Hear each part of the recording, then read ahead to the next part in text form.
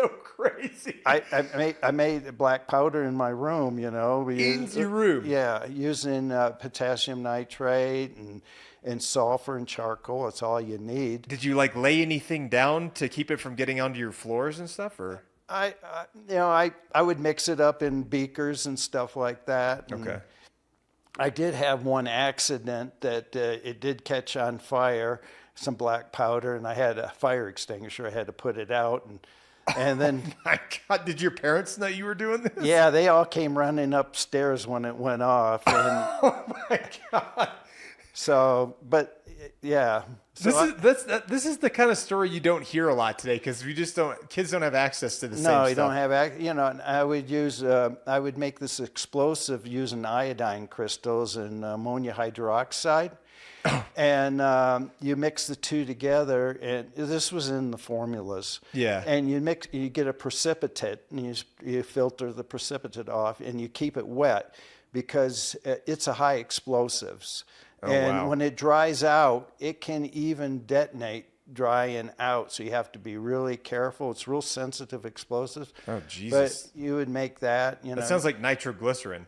Yeah, so it's you know, a primary explosive, Okay. but it's very unstable. Yeah. But I would make that, but as long as you keep it wet, it's safe. That's so risky just having that in your house, man. Yeah. Oh, I made different other things. I made a carbon arc furnace too. I made all kinds of stuff. You know, I got two big, huge carbon rods and put it in a porcelain pot. And then I hooked it up to, you know, I had built a saltwater rheostat and to control it, and then I plug it into the wall, because if I didn't have the saltwater rheostat, it would just blow all the fuses in the house. Jesus. So I would melt, had goggles on, I would melt metal and stuff like that in the carbon arc furnace that I had built. And I won the grand prize at the at high school, senior at the science fair. Yeah. I built a Wilson cloud chamber. What is a Wilson cloud chamber? Well, a Wilson cloud chamber is a chamber that is super cooled, and I use dry ice and alcohol to super cool down this chamber. Then I purchased, back then you can purchase things, I purchased different radioactive sources. I had some cobalt 60, I had some lead 210, and I had some radium. You could just buy that. Buy that. You could just...